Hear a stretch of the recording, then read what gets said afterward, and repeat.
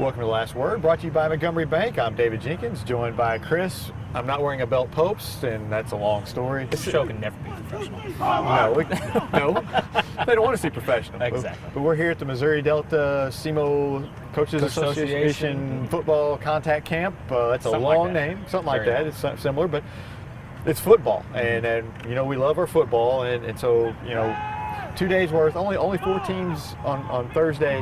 On Friday there's just 3 teams, but still it's a great way to kind of get ready for the season that starts here in just a little over a month. No doubt, and usually these things are just extremely burning hot with weather. We have some nice cool weather, a little rainy, but that's okay.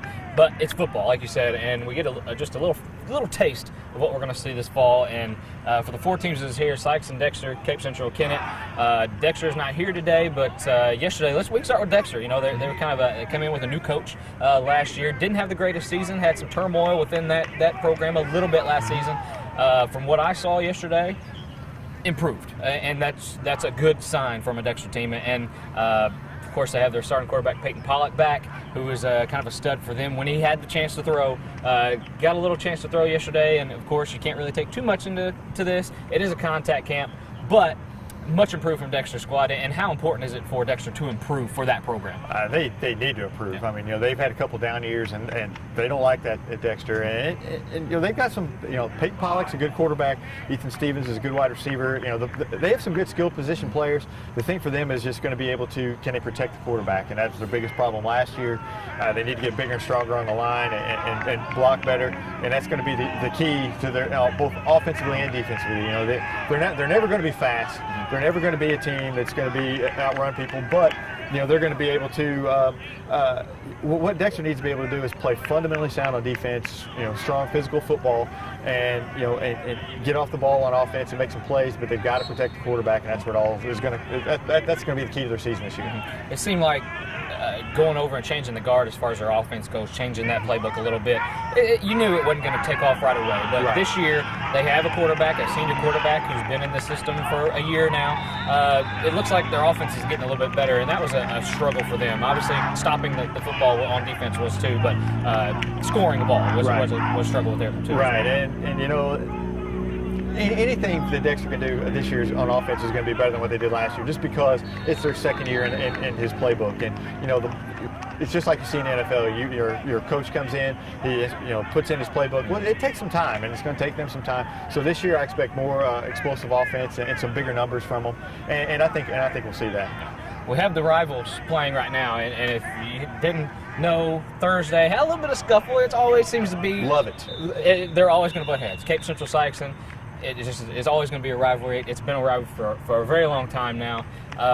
Even in a contact game, just a scrimmage style, they're already fired up for football season. And on that note, being SEMO conference rivals and district rivals as far as that goes, this year, just basing on last year, what's your prediction for that district as far as that goes? Is Sykes and Cape Central even a contender in that district?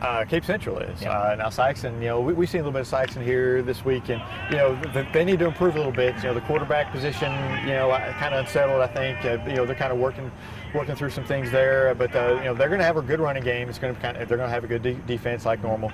I think Cape is kind of the cream. They kind of rose a little bit last year. They have Al Young back. They've got some good players.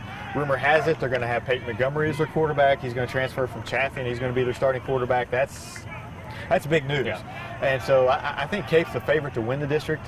You don't know what Farmington or North County is going to have. North County has a new coach in the district that's he's a college coach, and he's just retired from college and coming home to coach here. So you don't know what they're going to have, but I think Cape Central is going to be the cream of the crop this year. Well, Peyton Montgomery, he was here yesterday behind Cape Central. I think that's more of a certainty. I think he is definitely going to be the starting quarterback for Cape Central, and that, my friends, is a big win for Cape Central and a big loss for Chaffey. Big loss for Chaffey. It might be a bigger loss for Chaffey than it is a big win for Cape Central.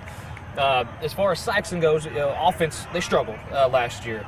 And they don't really have much, honestly, coming back from any playmakers that's just going to put them over the top offensively. And how do you get over something like? I mean, how do you to not be able to score points to go and kind of having a mediocre offense to another mediocre offense? Well, they've got a good system in place, and I think the key for them is to find a quarterback that can not only throw the ball. Matter of fact, I think they need a quarterback that can run the ball. We've talked about it some. If it's me, I find the best athlete on the field, and I make him the quarterback where he takes a snap every time. Right now, like I said, the quarterback position is, right now Nathan Hampton's working out there.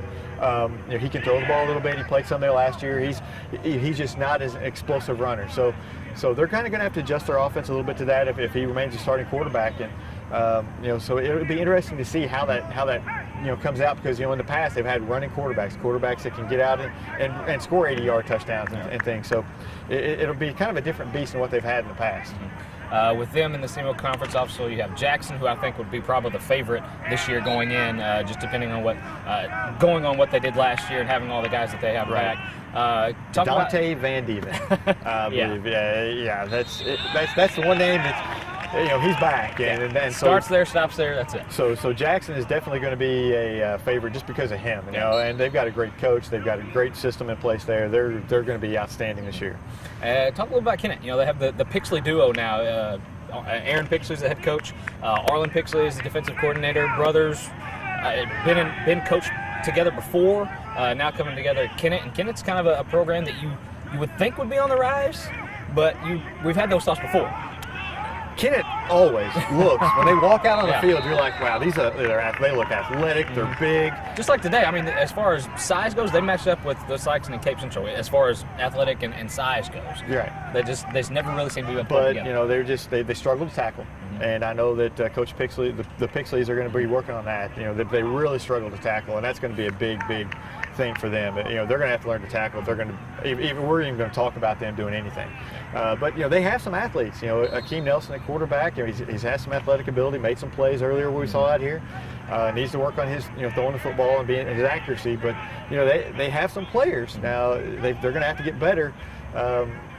In all aspects, and the Pixies, they're going to get them going, but it's still going to take some time. It's very loud over there. I don't know if you can pick that up on the microphone, but this is just a contact camp, and here we are. They're fired up. I love it. I love it. A lot of bad blood between those two. I love it. But I can't wait till football starts. August 22nd is the first game, if I'm not mistaken, and that's not that far away, and so I'm ready. Now we talked a little bit about smaller schools. We talked a little bit about Chaffee. They went down just because Peyton Montgomery's not there anymore. Yeah. Our reigning football player of the year is not going to be with Chaffee anymore. You got to think that would take a hit on them. Charleston, I hear, is very young. They have a lot of freshmen coming back after graduating a ton of their production. East Prairie is, again, going to be young, but they won their first game in a long time last year. We also have those small schools going, but I'm going to ask you, your probably way too early prediction for a Carr Trophy winner. Who do you think that might be? Van Dieven. I think Van Dieven for Jackson is kind of going to be the favorite. Al Young from Cape, I think he's going to be. That's my pick. Even though he's a junior, I think he's going to be in it. But I think Van Dieven, he's being recruited by some big time schools. If he just stays healthy, I think it'll be him. I don't know. Those would be my two favorites. But who knows? Maybe Peyton Pollock throws for 3,000 yards, and maybe he gets in the mix. You never. One Dexter native can hope. We hope, but I'm holding out hope. Beginning of the year, you always have high expectations. Like you said, Charleston. Charleston's going to be very young this year, and they're great coach. Coach Blackman, he does a good job with them. East Prairie is going to be better, so you don't know who they're going to have, but I expect them to be better. They were all sophomores last year. A year into it, getting bigger, stronger. Something we haven't mentioned is Kelly is going to be in the fray this year, and I think they're in an independent. I actually don't think they're in the SEMO conference. I'm not sure how that's. I don't think so. I haven't heard. But they're going to have varsity football for a change, and we don't know what they may come out here gangbusters. They've done things the right way by building from the JV on up, and played JV last few years. So it's going to be exciting to see what they bring to the table. I think we've talked before. Coach Redinger was just a perfect fit to start that program. I think, and Kelly, they got some big players. They built them kind of big over there, which is nothing going to do to help them. And from what I saw, JV, I don't think they come in and are the whipping boys, so to speak, of their class or district or whatever. I think they come in and actually kind of compete as even being a first-year varsity program, I think, just from what I saw from JV. I'm with you. They're not. I don't think they're going to go winless this season by any shape of the imagination. Just by, like you said, just by what we've seen, they've done things the right way, and so I can't wait to see them play. And there's a lot of excitement around Kelly and the football program and everything. So there's going to be some big crowds out for those games, and it's going to be a nice Friday night atmosphere there. And I have to give a shout out to Misha this year. I bash Misha in every opportunity because I can't stand them. But they've done a great thing this year. All the games are on Friday night, even playoff games. Everything's on Friday nights, and I think that's outstanding. You're going to get more crowd. And I think they would just do that with district basketball championships and things like that. It'd be even better. But I can't wait to see all these games on Friday nights. It gives you a week of build-up. Instead of having a game on a Monday night or something like that, it gives a week of build-up, and I think that's going to be outstanding. Friday Night Lights are soon upon us, Jinx, and we can't be any more excited. We were lucky enough to score an interview with Coach Kent Gibbs, and here's what Coach Gibbs had to say. We're here with Sikeston head football coach Kent Gibbs, and Coach, it's contact camp, summertime. What is one of the most important things that you think you'd like to see from your team at this point in the juncture of the summer? Well, I think the biggest thing right now is you just want to see how they compete. And I think it's important to see how they compete every play, but when they get a little adversity, and then even when they're doing well, the old mantra is forget the one before, forget the one after, just keep playing the next one. And I think the biggest thing you want to see is how your kids are going to compete against different teams. Mm-hmm. Overall grade for this, I know it's just a contact camp kind of scrimmage, but what kind of grade would you give your team right now? We were really apprehensive yesterday and a little bit slow with things and didn't execute some things. I thought we were much better today. Emotionally, we were much better. We kind of attacked on defense. We played offense better. We made some mistakes, but we were a little bit better today. So we improved. We're probably about a C right now with an opportunity to get better. Defense has always been a strength for you guys. Do you see that being another key point for you?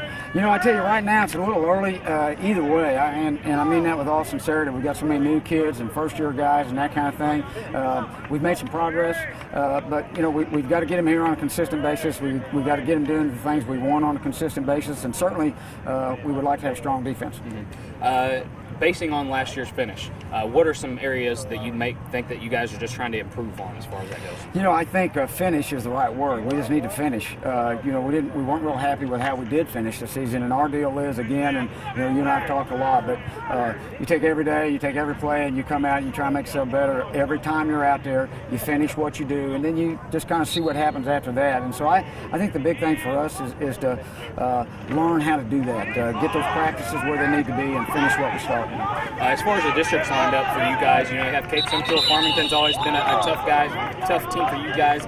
As far as the district goes, how do you think that kind of lines up this year? I got to think that going into the thing that Hillsborough and Cape and Festus, those are going to be the guys at the top, and so many things can happen, along the way, whether it be an injury or something happens with a kid or whatever. But there's a lot of things can happen. I would say going in that very similar to last year.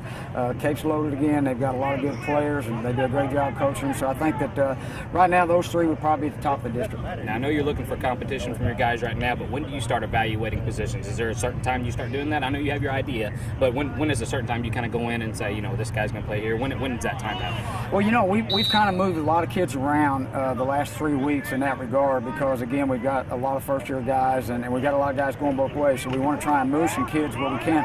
We'll do that tonight, to be quite honest about it. We'll look at the film we got from yesterday. We'll look at the film we get from tonight, and if we've got a weakness in an area and a strength in one, we may move some kids. And, a lot of where a kid plays maybe on offense depends on where he's playing on defense or who might be behind him on offense. So we kind of look at the big picture and move those kids where we need to move. Well, Coach, good luck. Hopefully it's a risk-free, healthy off-season for you guys, and get ready for that first game, August 22nd for you guys. And thank you for joining us today. Thank you. I appreciate it. Thank you. We want to thank Coach Gibbs for taking the time out of his busy schedule, getting ready for the next season, and he had a lot of good things to say as far as that goes. And again, it's almost football time. I don't really expect that any powerhouse to come out this year. A lot of teams will be down. but it will be a parity, I think, across the board. And that necessarily doesn't mean there's going to be a lot of good teams. It's just going to be a lot of parity. Right. I think it's going to be an exciting season, but I don't know. Crothersville will be good. They may make it. Make a little run in Class 2. Who knows in Class 3? But Class 4, Cape. But other than those two, I don't see Jackson going real far. Mm-hmm. So maybe two schools can make a run in the playoffs, make a deep run. But it's going to be, like you said, a very equal year. I think a lot of parity, and I can't wait to get it started. And also, I want to say thanks to Coach Gibbs, one of the classiest guys out here, for joining us. And so we'll be back next week. We'll be back on more of the summer stuff, baseball and junk like that. August 22nd is right around the corner. Thank goodness. Yes. August, practice starts like August 1st. Let's start practice now. Thank God for Fridays. Yeah. We'll just say that. We'll see you guys next week on The Last Word.